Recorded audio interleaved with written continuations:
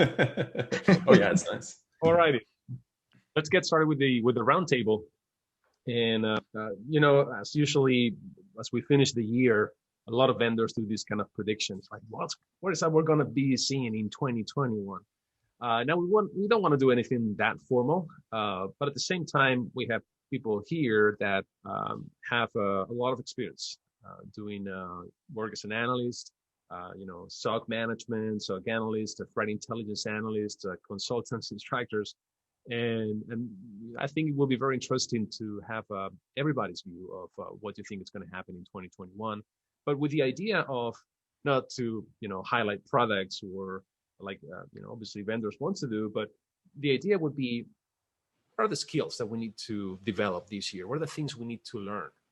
What are the topics we need to do more research on? What's the programming language I should be paying attention to, or maybe the resources I should be having, paying attention to, free resources in the community that we can have a look at.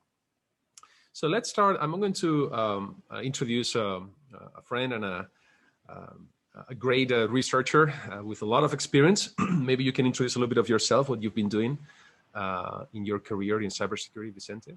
But we're so glad to have Vicente Diaz from Google, VirusTotal, joining us all the way from Barcelona, right? Yeah, that's right. Thanks a lot for inviting me here. So, well, thank you for the introduction as well. I've been working for the last previous 10 years in Kaspersky, and I was part of the global research and analysis team. Basically, we were doing all this APT research. At the beginning, you can see some of our early publications, which were public. Then we dedicated like a service for APT research and creating like private reports. And this is basically what I was doing for the last 6 years, where I was also responsible for this service. And now I recently joined VirusTotal, actually was last September. So yeah, it's like a new starting for me.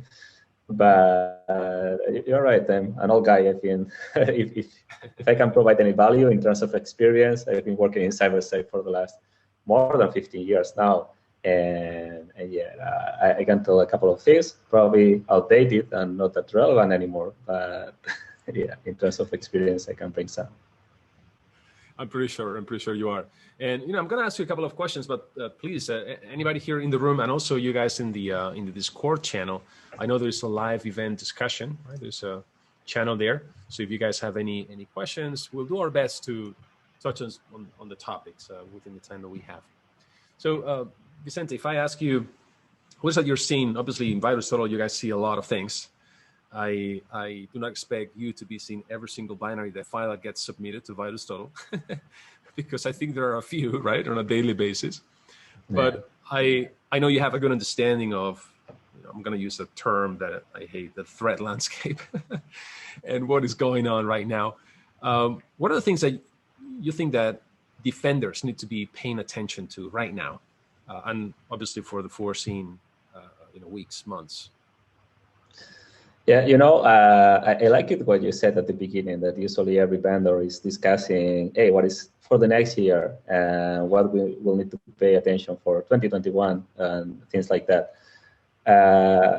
Let's put for a second, let's kill these artificial boundaries that we put as human beings to time. Let's consider that it's just, this line that goes beyond, and there is actually no limitation, no boundary between one year and the other. And in reality, what we have is simply an evolution of the threats that we already know.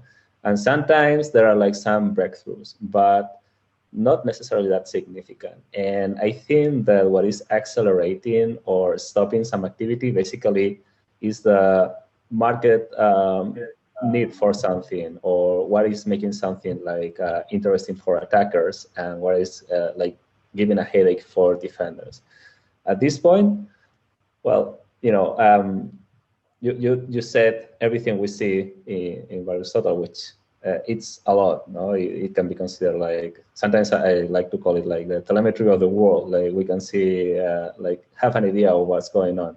Yeah, you see a lot of things happening, but for me, and maybe it's my paranoid view of things, I'm always wondering what we don't see. I think we are like in the third generation of, let's call it APT attacks activity. Yes, for us to understand when we are talking about these kind of advanced threats, right? And I think that in this third generation, the attackers from the first generation, my feeling is that we don't see them anymore.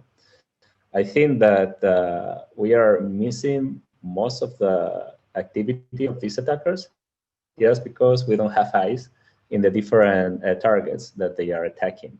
And this is always my biggest fear, not what I see, but what I don't see. And suddenly you see attacks like Equation, like in 2015, and you see that it was in the firmware of the hard drives. So it's even before the operating system is being loaded. And how can you anyhow like have eyes into this? And let's say you need to scan like thousands of computers. How you're going to do that? You can like drop the firmware, but it's like painfully slow process that you need to do by hand. So this kind of stuff is where I think we don't have eyes, especially in the networking hardware and all these new IoT devices. I think we have very limited visibility, monitoring, and even in case that we see something suspicious, it's really hard, and you know that, to go and dump the memory, for instance, because if you are restarting, basically you lose everything. And in this position is where I think that there are the breakthroughs that we don't really see.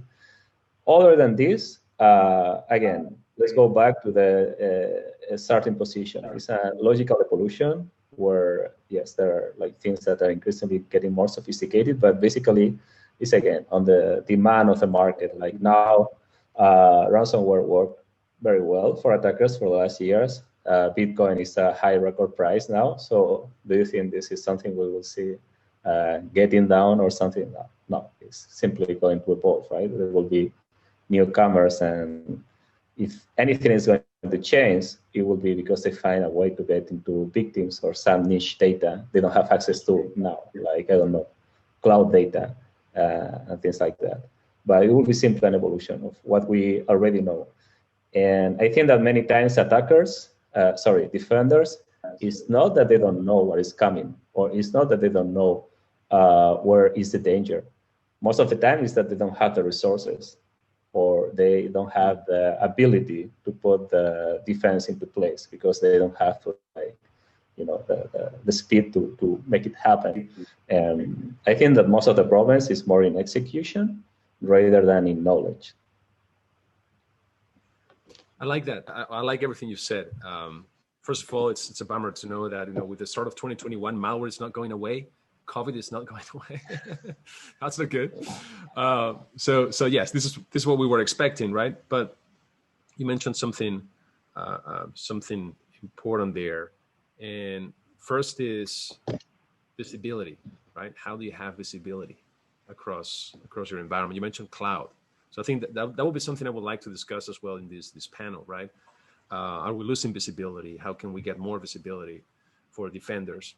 The fact that attackers are using living off the land techniques, other techniques that are not necessarily like a binary, right? It's dropped on doing malicious things that might not be Aristotle. And also the fact that you mentioned that it's not about not knowing what we're facing, what we're the challenges we're facing, and the adversaries. But maybe we don't know the tools, or we're not fast enough, right? So that's interesting. I want to go up on the table. Thank you. I'll say, and the concept of it's still kind of the same attacks. They're just slowly evolving. Like occasionally there's something completely new. Like I love that you pointed that out, because there's that concept as an infosec. Like the more I learn, the dumber I feel, because there's more things out there I realize I also need to learn. And so it's scary in this career to feel like attacks are changing so rapidly that there's no way we're ever going to find them. And I don't think that's the case. And I feel like you pointed that out, we're still seeing the same stuff. It's just slowly progressing and advancing. It's not like, everything's completely new, learn everything from scratch. There's occasionally some type of attack that's just like mind blowing, but as defenders, our entire encyclopedia of experience isn't thrown out as soon as some new attack comes out. So I hope in this roundtable, what I'm really hoping we provide everybody is, well, okay, where should I focus my time, my effort, my energy, knowing, as Ismael does not like, the threat landscape. So where do we want to start? We want to start with cloud, since that seems like that's the big push that everybody must learn cloud or you're not a true infosecer. Does anybody feel that way? I'm good with it. I feel like students in our classes, the perception from me as an author is everybody is demanding cloud to the point where if you don't know cloud, you're unprepared. And as an individual, I don't know if that's necessarily true. Like I feel like when I do professional engagements with clients from Azure, Google, Amazon's a huge one. And I feel like the same techniques I've done within vCenter or bare metal hardware, firewalls, Zeek, Suricata, logging, like logging is a big one for me. But whether I'm getting logs from the tenant cloud or their virtual machines or containers, to me, it's just, is it your hardware or someone else's? The attack techniques, I guess, is anybody seeing attacks against a cloud environment, SaaS, infrastructure service that are so night and day different from on-premise? Maybe that would be a good question that I'd like to ask the group. I think one of the things where that comes in, and we saw it with Sunburst and everything we just saw there, is the difference in which we are tying our permissions to access those things to our otherwise corporate environment, and the SAML-based attacks and the token stealing and things like that. That's like one of my big predictions. Is I think, companies have gotten wise to like, we need two-factor auth, we need biometric login or like something, right? But there are certain things that you can still do to just get around all that. And SAML token theft and all of that is like that master key that's going to let attackers into the cloud infrastructure, regardless of what kind of auth you have on there and that kind of thing. And, we saw it there and it makes sense. But right? Don't we have SAML and two-factor here, there, down here, everywhere? Like I go as a father with 3 young kids, I go to the Green Eggs and Ham. Like I would like two-factor there and here with a fox on a hill. I would like two-factor everywhere, right? Like that. And I see in the chat, BGP hijacking with Amazon Route 53, but you can do BGP hacks anywhere. You can do DNS. And I'm not saying that cloud isn't a thing. It is, but to me, it's know thy tool more than it's a completely different vector. The attack method is like, yes, that software is hosted somewhere else, right? Yes. And now instead of having to get into the organization inside the castle walls and, move around within there, now it's like, oh, that thing's on the internet. I just need the SAML token from inside, and then I'm just going to log right in as whoever I want to be. So essentially what we're saying is, what I hear is the strategy is pretty much the same, right? As a defender, your strategy should be pretty much the same. It doesn't change that much. What changes is maybe sometimes the underlying technology. And many times what we see in the cloud is like many layers, right? With names, fancy names, because we like to call things differently. But if you peel those layers, you find out things, technology that we have used for many, many years, right?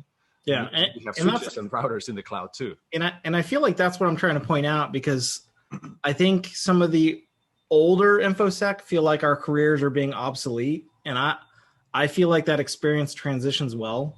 Like, it's just taking those same methodologies and figuring out how to tool them, how to execute them specifically in the cloud. And you have to relearn the tools, but I feel like that's the truth everywhere. Now, the cloud, I think some of the challenge, though, is I think John's pointing out, is you don't own it. Therefore, you might not have the same level of controls. Like the thing that frustrates me the most with cloud is more of SaaS applications, software as a service, because you're still responsible for controlling who logs into them, how they log into it, SAML, whatever it is, two-factor. You have to find out if someone's brute forcing, password spraying, but that requires logs. Well, if you're doing Dropbox or Cloudflare or Akamai or DocuSign or a CRM. How do you get those logs? Well, from the cloud provider. Well, how do they let you get the logs? That could be different for every single cloud provider. And it's now like, you better hope that you're using a commercial tool that knows how to integrate with them, or you're going to be learning Python or PowerShell or. And so I wanted to say there are two things. There are two sides of this, yep. And of course I agree with what you said, but at the same time think about it in a different perspective. And if you think of the whole population of companies around the world who are obviously using some kind of defense, right? And we try to make an average how secure they are. Some of them, obviously, they are doing an excellent job. But I would say that probably the long tail, they are not. Now, if we can move this to a cloud infrastructure, do you think this is improving or decreasing security? It's increasing the complexity, as you said, in some terms, like, hey, I cannot have my logs so easily. That's true. And we still face some of the same problems, like, hey, my token has been hijacked, and I don't have access anymore to my data. And where is it, right? But at the same time, there are like many security layers in place that probably you will never implement by yourself. So I think that's a completely fair argument, especially for SaaS. Because I think SaaS companies as a whole take security more serious than someone who doesn't have the time and money and effort. But what about like infrastructure as a service?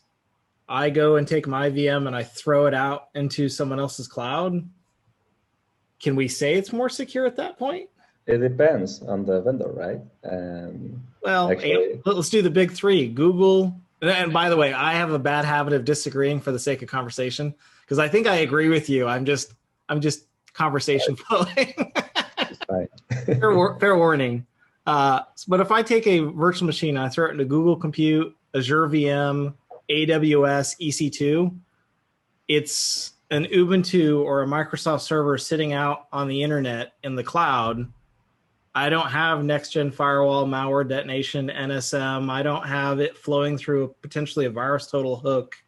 Like, I don't have any of my SIM logging. No, that's not true. I could still throw an agent on it like normal. But like, all of those surrounding things that we would have traditionally had within our data center now are gone until I also put them in that cloud. So that, I agree. I think cloud actually gives us more security out of the box, with the exception to me of infrastructure as a service, unless you bring all that with you into the infrastructure as a service. And I don't know if you agree with that. I'm just conversation starting there. Yeah, I'm going to throw something in there as well, because and one of the attendees was mentioning this, right? I think it was Mark mentioning that when it gets funky, it's when you start looking at AWS Lambda functions, for example, or just the whole DevOps thing where people might be using resources on the cloud, and now your probably not so well-built asset management system is out of the window, right? It's like, what? How do you know what you have? And going back to Sunburst, and I was like calculating how much time will take us to mention Sunburst in this conversation. It took us 26 minutes. What I really think that it's fascinating is not, the complexity of the attack. It is exactly how easy it is, right, to get a token. People move to the cloud, and I totally agree. We're going to see more of that. I remember in 2017, I did one of these talks. I had to do one of these talks that was with prediction, and I was talking about that, how in the future we will see more ransomware attacks going from on-prem to cloud and cloud to on-prem. And the thing is, what is the biggest challenge when it comes to asset management in these environments? Knowing what you have, identity management, right? Talking about logs. How do you get an overview of who's logging where when you have this type of environment? Like, have you seen any like best practices or like people that is like, oh, they're doing a very good job at this? I haven't seen anybody myself like doing a great job at, for example, asset management across the board. I know these are two different topics, right? Asset management, identity management, but asset management is non-existent in many environments. We have assets. They show up in Active Directory. They're in our LDAP schema. Management, we have PDQ, we have Altiris, and well, if you were to push a change out, how long would it take? A month? In your asset, do you have 100% asset coverage? Like, are all your boxes in it? Sure. Yes. I definitely agree with that. And I mean, that's critical control, 1 and 2, and it's been critical control 1 and 2 forever. And we all struggle with it. I have a small organization and it's still hard. So what's the answer to that then, Ismael? You brought it up. Now you have to solve it. Trust. Zero trust is the answer, right? Oh. I've been killed by the marketing buzz. Need a bingo card for marketing words. Yeah, we said current landscape. Now, what's the next thing? Oh, XDR. I know you want to talk about XDR. John wants to talk about XDR. Yeah, SASE, right? Yeah, MITRE was a buzzword, but I actually really like MITRE, so I don't mind that one. Cloud, we've already mentioned cloud. Yeah, well, I think we talked about cloud like for too long, way too long. Yeah, but so asset, like let's go with that, like because we're trying to give guidance to InfoSec on how they should prepare for 2021. And I will say the organizations that do have like some type of asset management, CMDB, like your environment, like not perfectly, but it's a priority. Every single one of those that prioritize that does, in my opinion, better than those that do not. And let's be clear, that is a horribly not fun project, but it is an extremely effective control. Does anybody on the panel care to disagree with that statement? Johnny's about to. So. That would be a tough one to argue because I mean, we all agree with that. You have really good, decent prioritization of knowing your environment. Therefore, that spills over into your prevention, detection, and response controls. I mean, I even go to some of the organizations, like they get hit with things like sunburst, right? If that were to cause traffic to move or authentication to flow in a direction that you don't expect it, well, you could catch it. How would you know that? You'd have to know your environment. Be taking things like your data, tagging, like, should this server move to this server to go out to, like, some servers don't even need to go out to the internet. So then why is it trying to? How would you know? You'd have to look first. So that brings another question, and we want to make this practical, right? So we talked about skills. What are the skills that you think people need to have?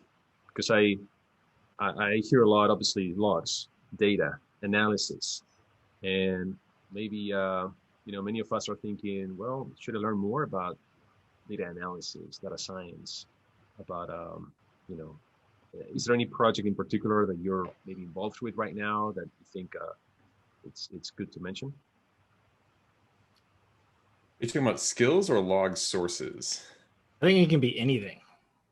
Anything. It's practical. So like the generic way I always break this down in 450, for example, is there's kind of the theoretical piece and then there's the practical piece. And as a SOC analyst, you need to know both of those things to be effective, because you have to know what you're looking for, how attacks show up, the data sources that would show up those things. And of course, you have to collect those things. And then you actually have to know how to use your tools to do it. And the example I always give is like, I know the theory really well, like I teach it, right? But if you were to drop me into your SOC, like I might not be that effective. Why? Because I don't know how to use your SIM. I don't know how to use your EDR or whatever. And so like you can know the theory really well. And if you don't know the tools, you're not going to be great. If you know the tools really well, but you don't really know what you're looking for in the tools, you're not going to be really great. And so kind of breaking down the problem into those two pieces and understanding, what, and when an attack happens, right? Like what data would it leave in an ideal environment? Do we have that data? Where do we have that data? And how can I pull that data out of the tools? That's kind of how I break the skill set down of like doing that kind of analysis.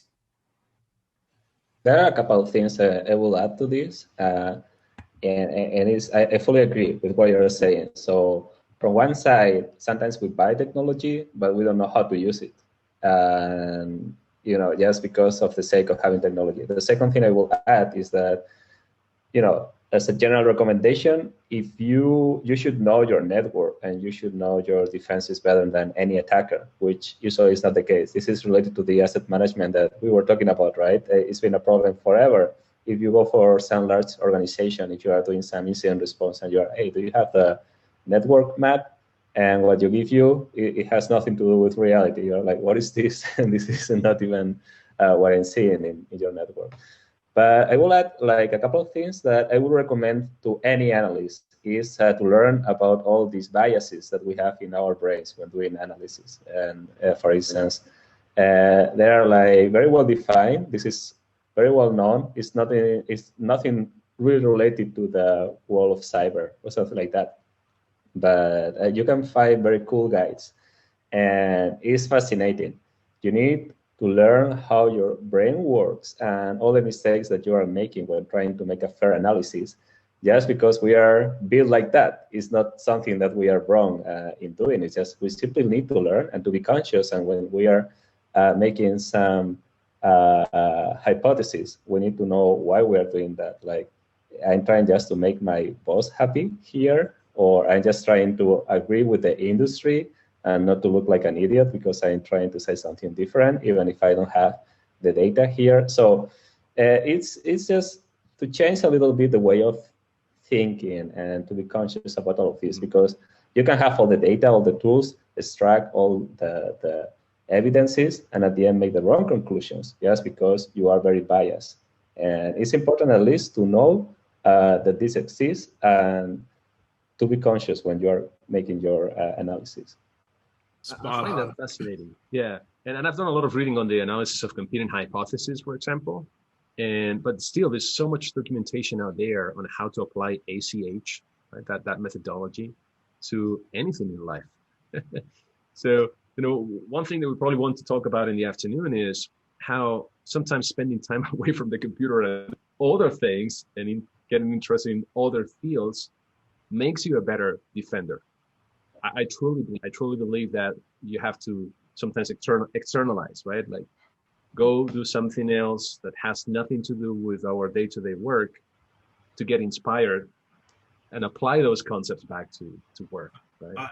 I think it's the recharge cycle. Like, and I think it doesn't make sense logically, but like if you disconnect from IT and you go work out, you go play video games, you go feed the animals, you go get a coffee or a tea.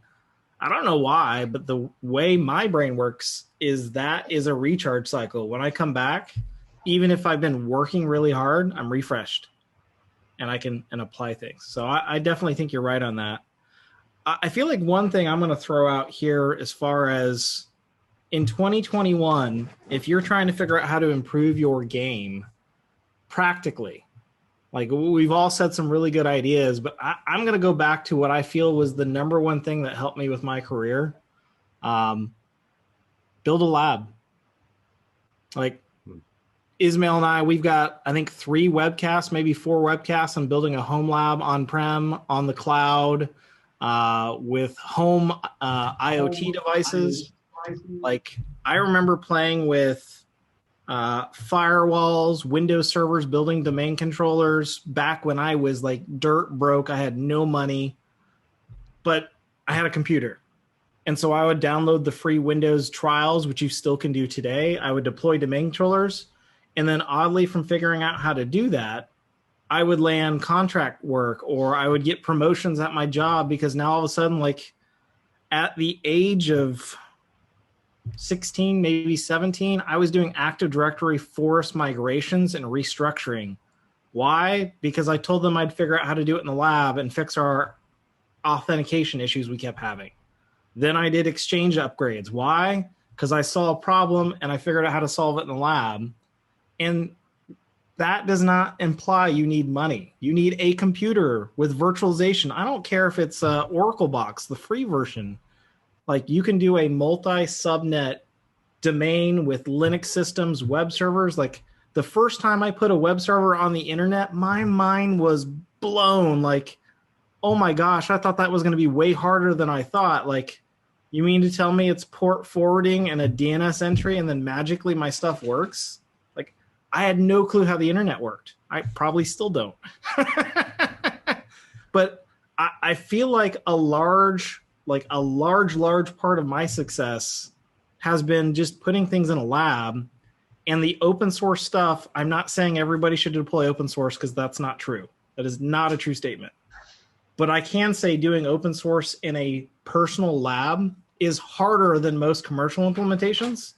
Therefore, it's made it really easy to transition to a commercial tool, which abstracts and takes away a lot of the complexity. You agree, disagree?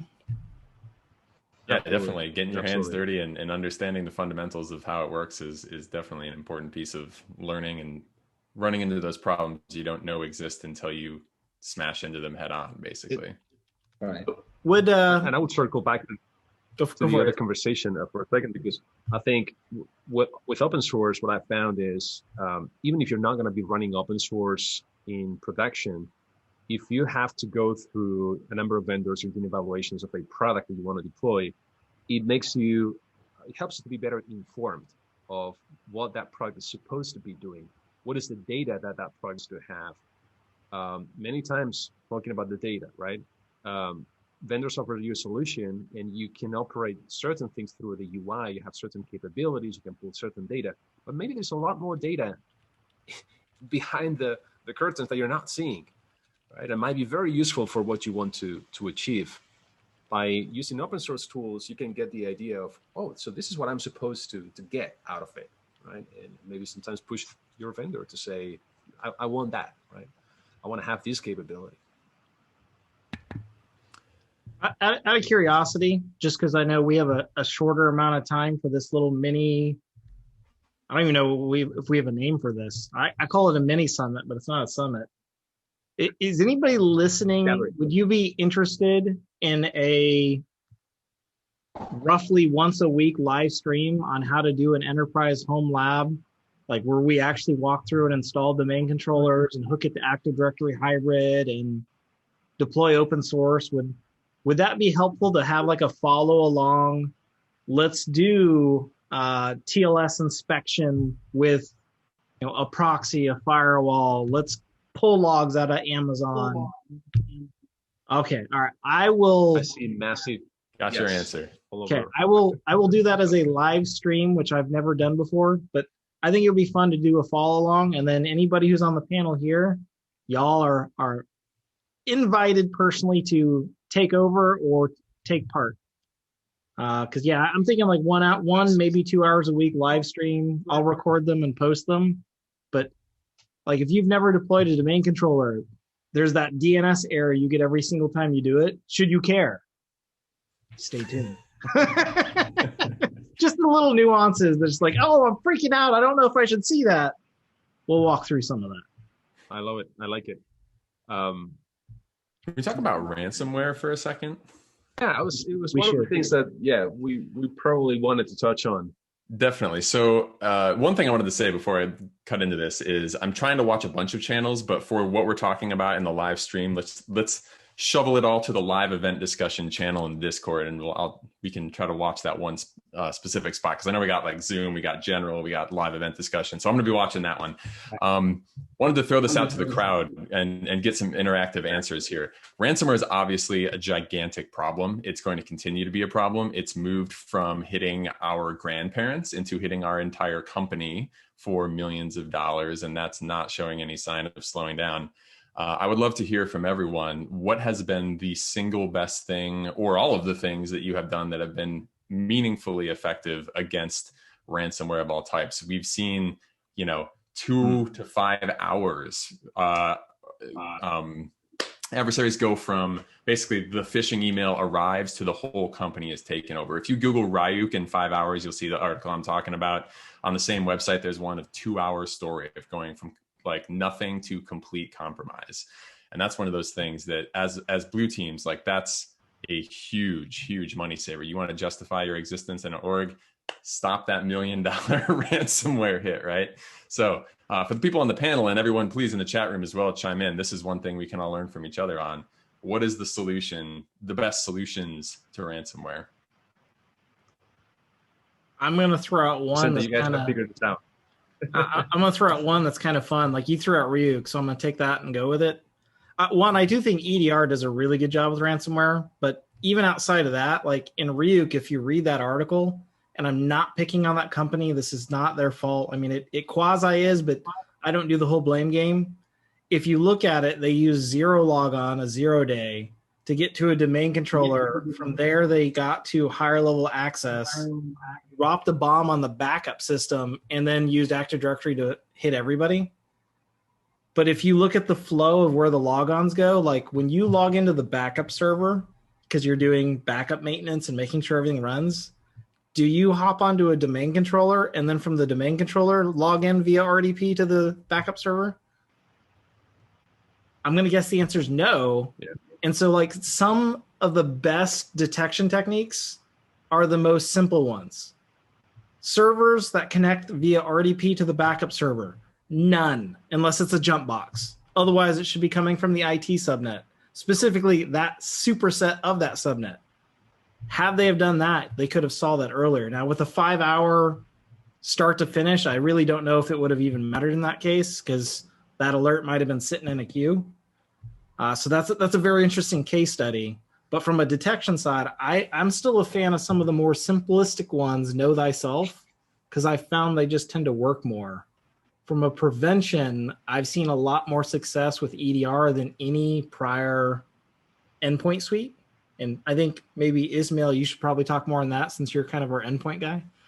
I spend quite a lot of time with EDR on my data, but I was going to say the reason why is because ransomware, we have to stop thinking about ransomware as a malware, right? In the sense of, my antivirus or let's say we don't have antivirus right now, right? We all have endpoint security solutions. My endpoint security solution to block this, or it's going to block that. Ransomware is just actions and objectives, right? It's one specific action the attacker will take at the end of the kill chain, and that's been, I think, the major shift, right, over the last maybe couple of years. Whereas attackers they moved from like just spreading ransomware to everybody to now getting into the organization, pivoting, as you said, right, doing credential theft, pivoting, getting access to the environment, and then they detonate the payload because they know it's way more damaging. They can ask for more, right? It's more targeted. So that's why EDR can be very helpful, because your goal should not be to ransomware. Well, your goal should not be to detect ransomware. Your goal should be to detect the behaviors that take the attacker into the ransomware attack. By doing that, you are mitigating the risk of that. That's my opinion. I would like to hear from Vicente as well. What do you think? Oh, we're going to talk about what I think is a few minutes. No, I agree in the sense that we should stop talking about ransomware simply like malware. It doesn't make sense, and every attack is different. I would say that there are two kinds of ransomware: the one that is like targeted and the one that is not. And the one that is not, you can prevent basically by doing these simple, very effective steps, like doing this training for all the employees. You can have second factor authentication. You can stop having these weak services fronting the internet and having like remote authentication without second factor, and not using some VPNs for accessing some remote controls. And so this will put you automatically, I say, above average in terms of getting infected. I'm not saying that you are automatically safe, but for most of the attacks, you should be fine. Obviously, the first step is having a backup, and as it was mentioned before, but just having some minimum, I don't know how to say, controls to avoid the attackers to simply go into your backup system and destroy everything very quickly. So in case of targeted attacks, it really depends.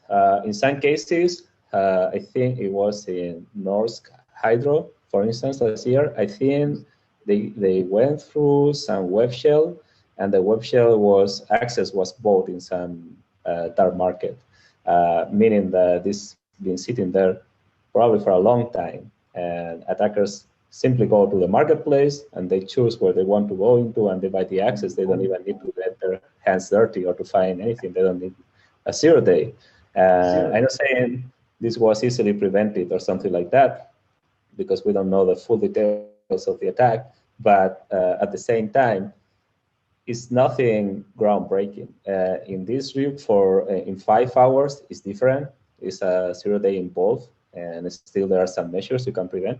But most of the cases, I would say, there are like some simple vulnerabilities or some emails with attachments, phishing, whatever, who are used in order to get access. And then how it is deployed internally, it depends.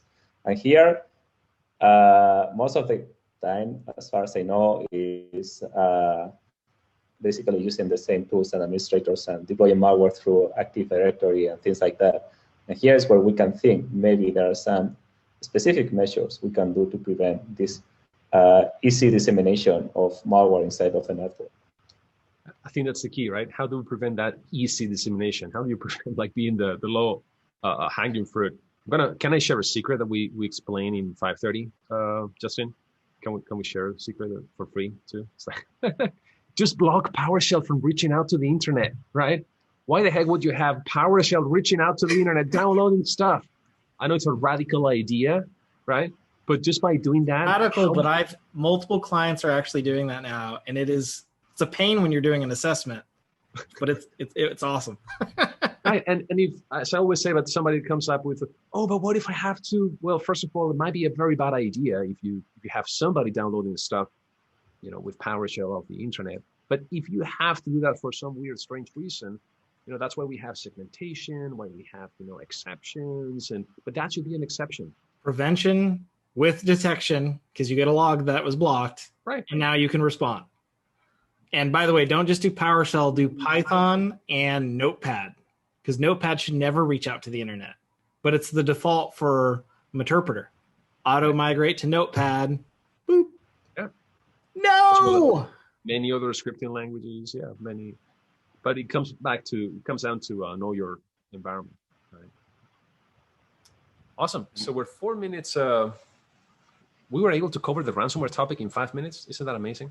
Oh, we're not done. Don't forget the built-in Windows 10 ransomware prevention. It's not perfect, but it's free, and I've not seen any organization use it. And if it's free and you own it, and it's built in and you can control the group policy or asset management tools, and it's specific to ransomware, why wouldn't you use it? You mean it's not free? It comes with the licenses, right? That you pay for. Roundabout, it's free. You have the license, use it. You're talking about controlled folder access, right? Yeah. Yes. I have that on my personal laptop. Like, it's a switch. You can turn it on pretty easily. If you have Windows Pro, maybe even Home has it. No, I think you do have to have Pro for it. Maybe you do. Yeah, I don't know. But I have it on my own personal computer, and it's been fine. Yeah, it does not require enterprise. That's the key. So businesses have access to it. Controlled folder access. Google it if you haven't heard it before. Big win. I might have just wrote a white paper for SANS, and it might be in there. The reason why ransomware, we really can't do it justice in 5 minutes is like I did a paper on it, and I think in the paper we talk about almost 15 different technologies to help with ransomware. It's not a single solution wins. I do think good hygiene is probably one of the most important things, and I know that's probably something people don't like hearing either, but it's a defense in depth, not a here's the ransomware tool you want to buy. Exactly. Yeah. All right. So I guess we need to wrap this up. We're 2 minutes away from 11 a.m. In Eastern time, and that will take us into the breakout sessions. So I think we should do this again.